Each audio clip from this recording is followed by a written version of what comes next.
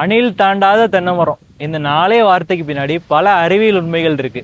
இப்போ நம்மளே புதுசா ஒரு தென்னங்கன்று வைக்கிறோம்னு வச்சுக்கோங்களேன், நம்ம முதல்ல பார்க்க வேண்டிய முக்கியமான விஷயம் என்னன்னா அவனுக்கும் இவனுக்கும் இருக்கிற ஸ்பேஸ். இங்கே பார்த்தோம்னா கரெக்டாக 7.25 மீட்டர்ல கொஞ்சம் அதிகமாக இருக்கும். அப்படி பார்த்தோம்னா கிட்டத்தட்ட அப்ராக்சிமேட்டாக 27 அடி இருக்கும். தென்னை மரத்துக்கு தேரோடுற அளவுக்கு கேப் இருக்குன்னு ஒரு பழமொழியே இருக்கு. இதுக்கெல்லாம் பின்னாடி இருக்கிற உண்மை என்னன்னு தெரியுமா? இப்போ நம்ம கையில் வச்சிருக்கிற நாட்டு தென்னை மரத்தோட ஓலையோட சைஸ் பார்த்தா அப்ராக்சிமேட்டாக 14 அடி இருக்கு. மரம் வளர்ந்ததுக்கு அப்புறம் பார்த்தோம்னா நம்ம சுற்றி இருக்கிற மரத்தில் பார்த்தோம்னா அந்த மரத்தோட ஓலையும் இந்த மரத்தோட ஓலையும் ஒன்று உரசாது. அப்போ நம்ம ஒரு தென்னை மரத்துக்கும் இன்னொரு தென்னை மரத்துக்கும் நடுவில் தேரோடுற அளவுக்கு, அதாவது ஒரு 25 to 27 அடி இடைவெளி விட்டோன்னு வச்சுக்கோங்களேன், நம்ம மரத்தோட காய்ப்பு தருணமே பார்த்தோம்னா நீண்ட நாளைக்கு நல்லா இருக்கும். பிடிக்கலன்னா பிடுங்கி வைக்கிறது வாழை மரம் மாதிரி கிடையாது. தென்னை மரம்ன்றது குறைஞ்சது ஒரு 2-3 தலைமுறைக்கு நிலையான வருமானம் தரக்கூடிய ஒரு பயிர். அதை நம்ம ஒழுங்கா பிளான்டேஷன் மட்டும்னா அடுத்த 50 வருஷத்துக்கு அவனுங்க நம்மளை பார்த்து பண்ணுவேன்.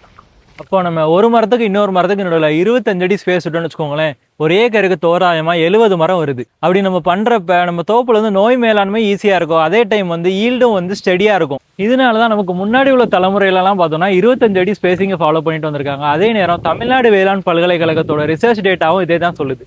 ஒருவேளை நம்ம இந்த ஸ்பேசிங் எல்லாம் பார்க்காம நெருக்கமா வச்சுக்கோங்களேன், இந்த மரமும் சரி நம்ம பக்கத்துல இருக்க இந்த மரமும் சரி ரொம்ப நெருக்கமா இருக்குனால காயே இல்லை.